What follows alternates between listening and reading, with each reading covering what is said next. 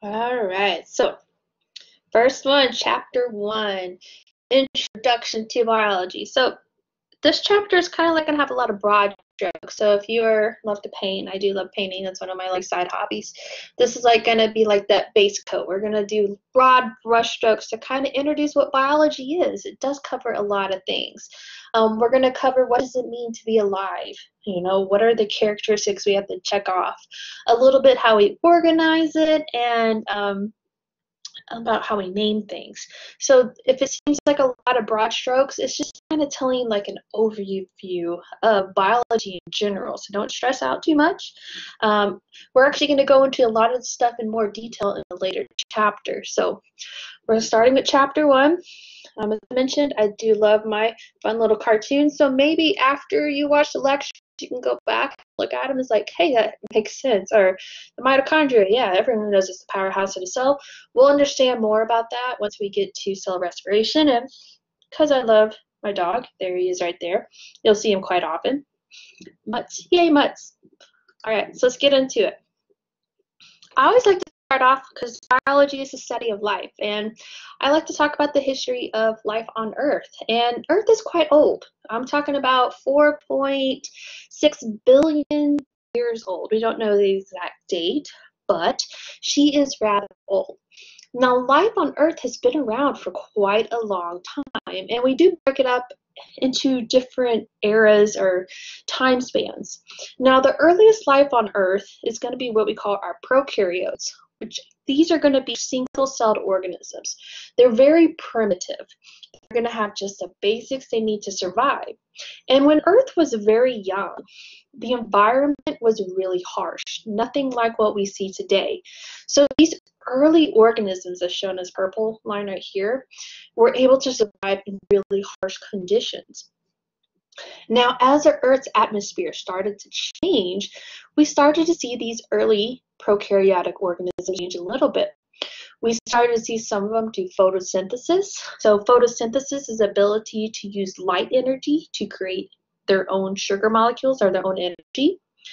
And then we started to see when the atmosphere started to change, we started to see the organisms shift from photosynthesis to cellular respiration. Now, prokaryotes are still around. They've been around for a long time. They're still here today. Prokaryotes, bacteria are a great example. So you ever hear of E. or Salmonella? Those are prokaryotes, and they've been around a long time. Now, bacteria, they have it figured out. They know how to survive. They've been around for billions of years, about 4. So these guys are pretty smart. Now, when it comes to the eukaryotes, which are a little bit more complex, and we'll talk about those more in chapter 3, this is where we start to see the membrane-bound organelles, and the cells get a little bit more complex, and they also get bigger. So with getting more complex and getting bigger, the organisms start to get more complex. So we had this period where we had these single-celled eukaryotic organisms surviving with the prokaryotes. And eventually, some of these eukaryotes became multicellular organisms, like you or your dog, your cat, pretty much a plant, anything. Now, these survived for a while, and then as the atmosphere was changing, the earth was changing, the environment's changing, we started to see things change. Eventually, all life was aquatic, but eventually we get to where we inhabit the land. Plants come out through and everything. And we get to where we are now. Man has only been here so long. There's a really cool show. If you watch Cosmos, I do recommend it. Go back and watch the old. They do like a history of the Earth. Our part time on here has only been a very short smidgen. If you think about how old the Earth is, and look at all we've done, good and bad. One thing I've learned from this pandemic is it seems like the earth started to breathe again because humans kind of stood still. You saw the canals in Venice kind of clear up. You started to see more wildlife coming out, and because people were staying home more. It's kind of interesting how they have this interaction with it. But one of the things I would ask some questions if we were in class is, this is history of what it's looked like in the past, and we know that it had some pretty rough conditions. And what do you think Earth might look like in the future? You know, things are constantly changing. Global warming is a thing, you know. The temperature is getting hotter overall. Another question is, we know about Earth, but do you think we could actually live on another planet? There's this big push right now to get to Mars because people are thinking maybe that's a place we can inhabit eventually. And then, like, another question I would have asked, we would have discussion, do you think there's other life out there? Um, is it just humans, or is there other stuff out there? So there's kind of a cool thing. So that's why I really love biology, because these are questions you can ask a lot about.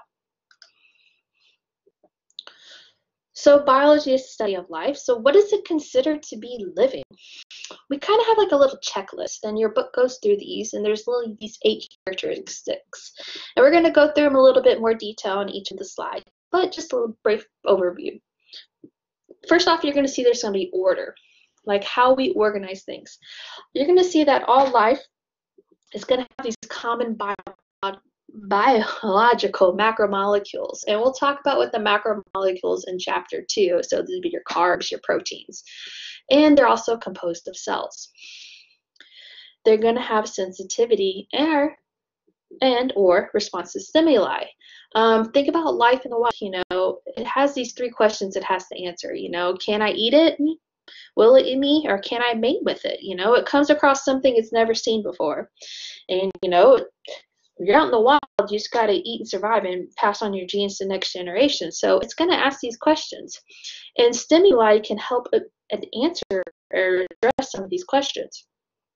Reproduction, you do have to pass on your genes to the next generation in order to keep the line going. We have to adapt. Our environment is constantly changing, and we're going to see this is going to lead to evolution. And evolution is what we're going to close out the semester with. They're going to be able to grow and develop. Things change over time. Have to regulate. You'll see that there's multiple systems working in harmony to create an organism. They have to go through homeostasis. So with homeostasis, think of it as like your internal thermostat. How do you regulate conditions in your body? Finally, energy processing.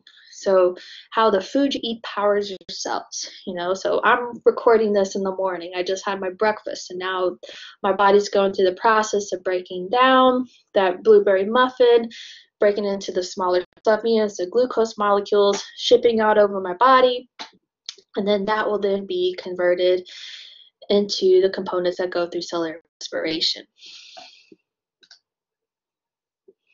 So first off, order. So to be considered living, you need to consist of 1 or more cells. So you can be a simple single-celled organism like this little protist right here, or you can be a multicellular like this molecule organism right here, which is called C. elegans.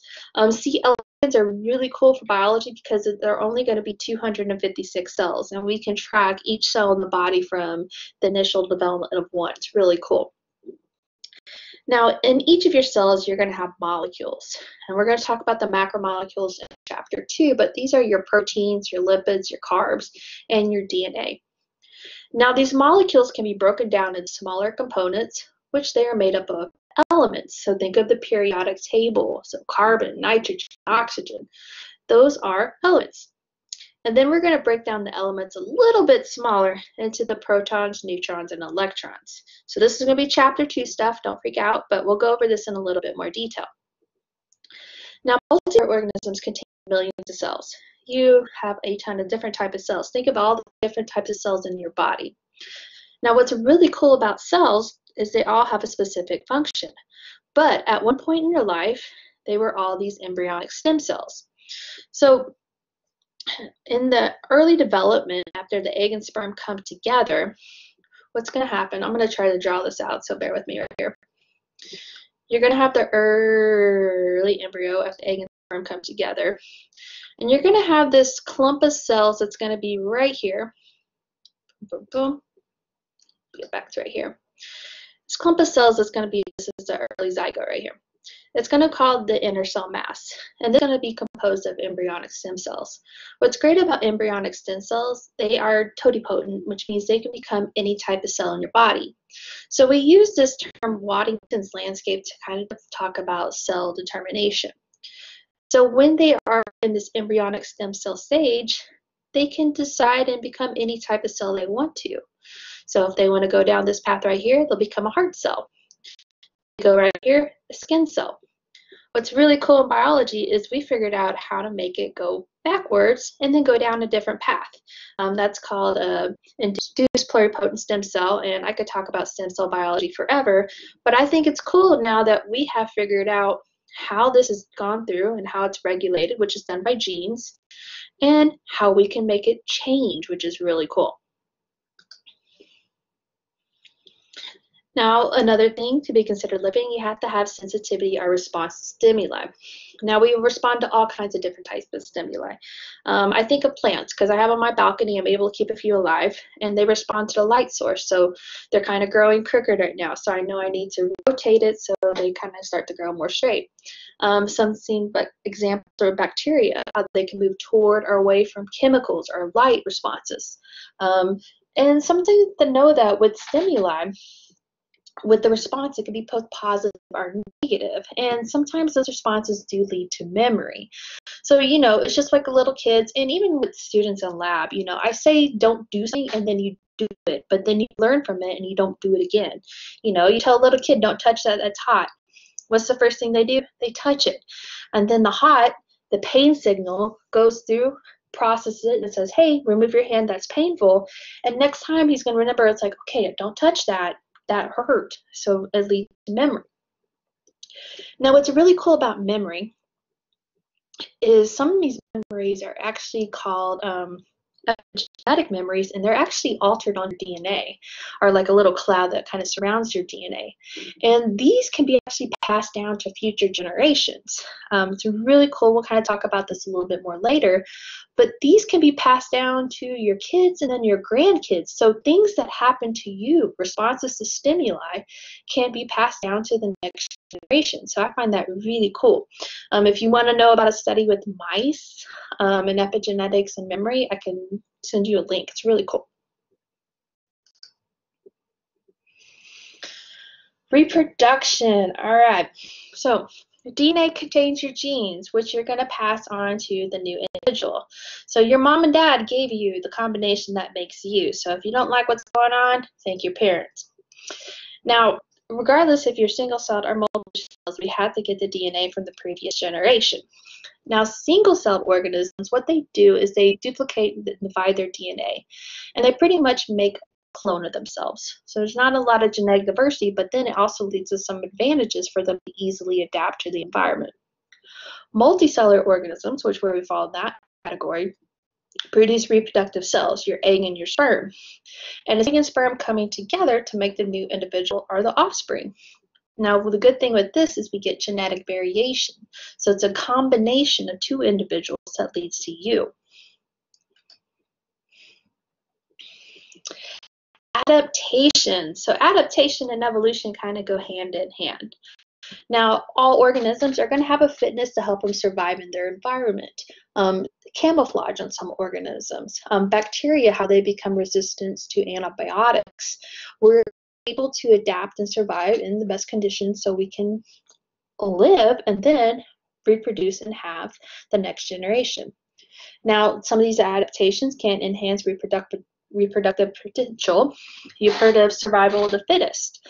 The female lion is going to want to go with the biggest, strongest lion. She's not going to want the scrawny one because, he's big and strong, and then I want my kids to be big and strong too. So you want to have the best adaptations, and that passes on to the next generation. Now, adaptation is going to drive evolution. So the best conditions, our best characteristics are going to be selected for, and that's going to keep going on to the next generation, the generation after that. Now, organisms will change over time. They're going to gain or lose or modify things about themselves to survive. Now, this is just a fun link right here. If you click on it, it takes you to the Darwin Awards. Darwin is the father of evolution. We'll talk about him later on. But the Darwin Awards is weeding out the stupid, I hate to say this, but know people. You see people do stupid stuff, and it's like they shouldn't be breeding. This is just a little cartoon right here. If you see it coming, maybe these two people shouldn't be doing what they're doing. But this is actually fun because it actually talks about stupid stuff people do. So there's a fun link for you.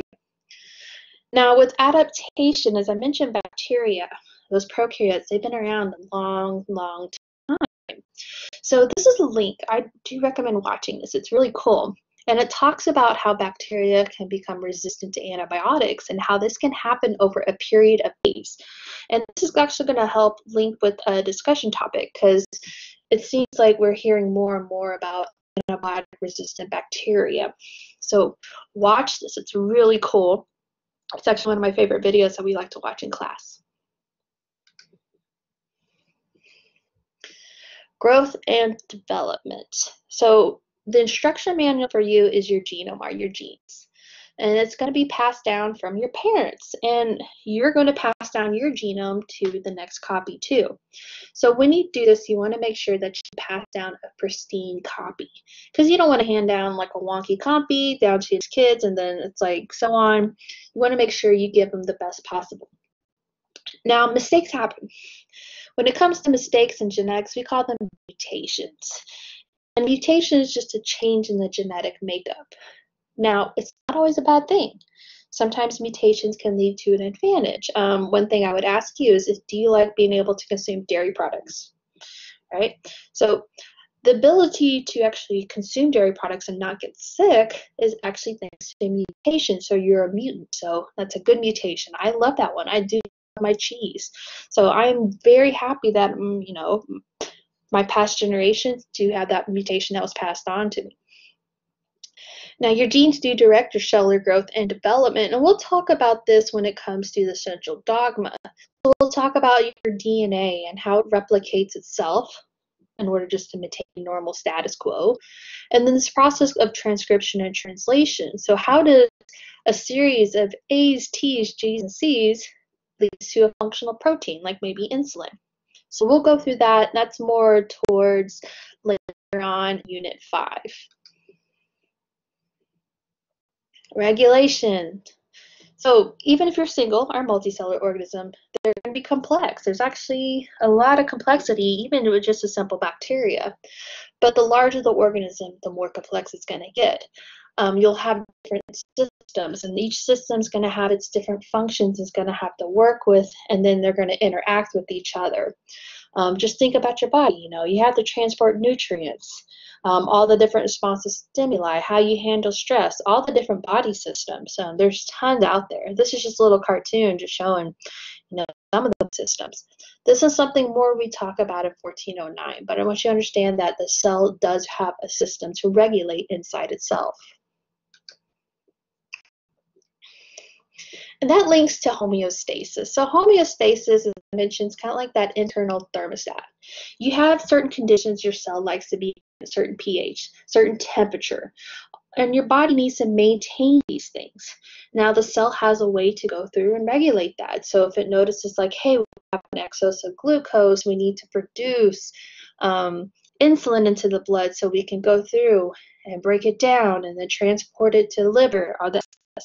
So this homeostasis will constantly create like feedback loops in your body. Think about when you get overheated. So what happens? You start to sweat, so it cools down your body. It's like a feedback loop. Now, most of us are able to maintain internal conditions despite the external conditions. That's more of a 1409. We'll talk about the different types, but not all organisms. So, think about the reptiles. They have to have that rock, because they can't maintain their body temperature. Now, for us, luckily we can, and that ability allows us to survive in various conditions, and we can be beyond what we naturally could handle, which is kind of great. Energy processing. So you got to have energy. The process of metabolism. We can't go through and make our own energy like plants do, which is the process of photosynthesis. So what they do is they use sunlight and they capture the energy from the sunlight and turn it into chemical energy, or turn chemical energy into food, which is great because then we eat the plants too. We have to consume other organisms for this energy, and your body breaks it down. Now we're going to learn about ATP. It's the currency of the cell. Think of it if it's the dollar bill of the cell. It's going to be used to drive all your cellular reactions. You have to go through and utilize ATP. It's really cool. We're able to like recharge. It's like a cool rechargeable battery. This is going to be more in Unit 3 that we'll talk about energy processing. Now, one thing I wanted to point out is viruses. You've heard of them. You've heard of this bad boy. This is what's led to us being online. Now, viruses are actually not considered living. And you're like, they have DNA. They do. They have proteins. I know proteins considered something of it. But one thing about viruses is they cannot do their own metabolism. So what they have to do is they have to find a host cell. And when they find a host cell, what they do is they inject their DNA into the host cell and take over the machinery for the cell. So now it kind of just takes over. It's like, I'm the captain now, and tells the host cell, we're going to make copies of this, or we're going to make a little more copies of me, and pretty much can lead to the cell lysing and dying ultimately. So viruses, they do so much. Look at what this one little virus done to the world in the past couple of months. It's really cool. I think they're really interesting. We'll talk about those more in 1409 if you take it, but I think it's really cool. And this is actually a cool image of actual COVID-19, and you can see the little spike proteins that it uses to attach to our normal healthy cells. Click. All right, so we talked about the different things to be considered living, and the next part this chapter goes through how we organize it. So we're going to start at the very smallest level and go down to where it gets more and more complex. And these next two slides kind of walk you through the gear right here. So we start at the simplest level with the atom, and we're going to talk about those in the next chapter. So example, here's a little oxygen atom. We can break down the atom into smaller components, your electrons, your neutrons, and your protons, and we'll talk about what those are in the next chapter. Now we take different components, different atoms, and put them together to make molecules. And then we're going to take each of these molecules and keep assembling them, keep building and building to make our macromolecules. And there's 4 key ones that we're going to talk about that are very essential for your cells. So we're going to keep taking more of these macromolecules, and eventually sometimes we make up a whole cell, or we can make up an organelle. So this is just a combination of molecules that we're going to surround by a membrane. And if you think of organelles, like tiny organs, and this is more of a chapter 3 thing. But if we get enough of our macromolecules and organelles all assembled, we get to a whole cell, so a singular unit. Now this is the smallest fundamental unit of life. So, you know, you can be a single-celled organism or you can be a multicellular organism. But one thing about cells, no matter what type of cell they are, if it's bacteria, plant, mushroom, fungus, animal, you know, all of them, they're going to have these key things right here. They're going to have DNA. They're going to have an outer membrane. They're going to have ribosomes and enzymes. No matter what cell they are, they're going to have these 4 key components, and we'll talk about those more in chapter 3. Now, you heard me use the term prokaryote and eukaryote before. Prokaryotes, they're like this very simple cells. They do not have membrane-bound organelles or a nucleus, but they do have DNA. Eukaryotes are going to have a membrane-bound nucleus and organelles. So they're going to be the more complex ones, but I said this is more chapter 3. Now, when we take these eukaryotic cells and we start putting them together like cells, we start to make tissues, like epithelial tissue right here. Then we could take several tissues that have similar functions, and then we can group them together to form an organ. And then that leads to organ stems. And then their different organ systems can come together next to make the actual organism. Now, the second half kind of talks about the bigger part of it. So think about that. Next up is the population. So these are all individuals of one species living in an area. So example, we're looking at the lion right here. So if we have all these different little lion family, that's a population, or a tribe, as they call it right here. So it has to be the same species to be considered a population. Now, a community is when you had a set of populations living in an area. So the example they're using here, you have the lions, which are eating the zebra, which is sad right here. So lions and zebras, they're 2 separate species, 2 separate populations, but they come together to form a community. The next level up brings in the environment. So this is the ecosystem. So the ecosystem is all the living and non-living abiotic things in a specific area. So living life stuff. Abiotic is going to be the environment. So the earth, the rain, the temperature, all the different conditions, not living, will have an effect on living things. They kind of play off each other. And then finally, we get to the highest level, which is the biosphere, which is life on Earth. Because there are different ecosystems. Think about our ecosystem versus a desert. And this is more 1409, the different types of ecosystems, but it's kind of cool to talk about too. So we like to organize stuff, you know, that's just how we are. It's just human nature too. Hopefully you have stuff organized, like in the kitchen, you have the bowls in a certain cabinet and the plates in another area. In biology, we like to do that too. We have all this life, how do we organize it?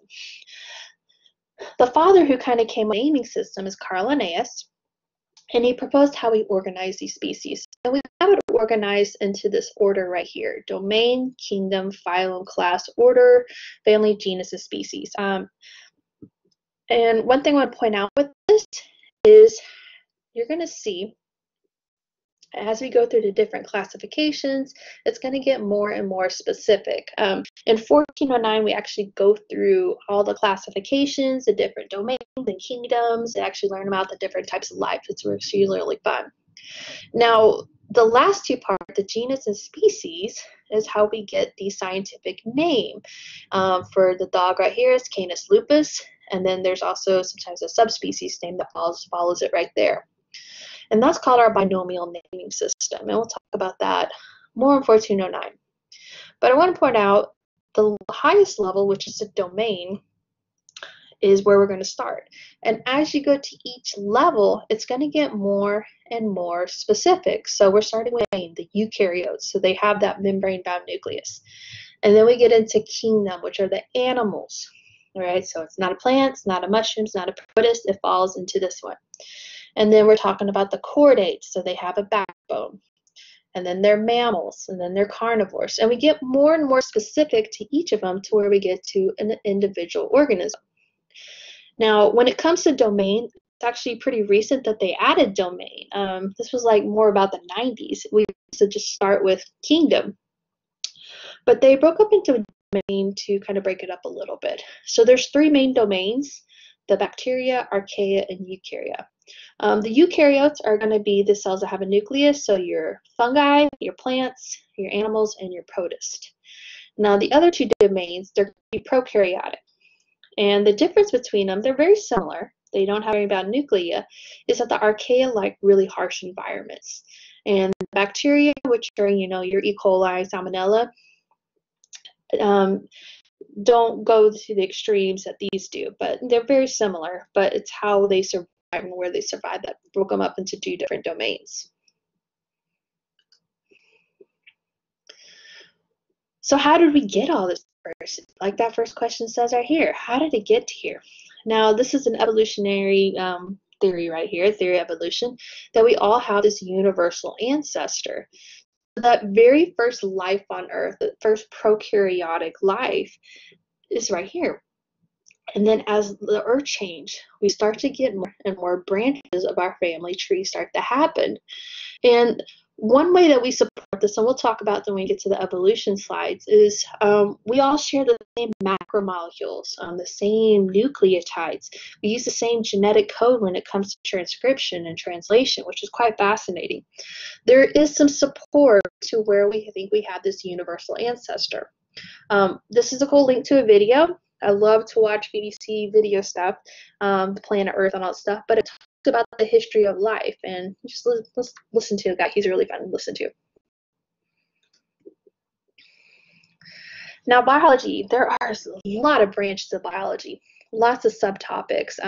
Just because someone says they're a biologist doesn't mean they know everything. I see this all the time. I thought this cartoon was very appropriate because it seems everyone now is an expert in anything related to viruses in general. When it comes to biology, there's several subtopics. Molecular biology, which we'll talk about the DNA and how it's regulated. Evolutionary biology, neurobiology, developmental, ecology, physiology. This is just a few of them. There's so much more. And we're going to hit some of these, but like I mentioned, there's so much that it covers. What's really cool now is we're actually using technology a lot with biology. We call that biotech. So we're using a lot of computers. So we're sequencing DNA like crazy. And we're sequencing all these genomes and finding new information about species, finding information about the mitochondria where it was thought only mom gave it to you, but maybe dad does too. So it's really cool how technology is actually influencing the field and how it can influence what we kind of know. So I'm going to stop it right there. The last couple slides of every chapter, if they don't have a review set of videos, it's going to have the links to all my figures that I use. So I'm going to stop this one right there, and then we'll pick up with scientific method in the next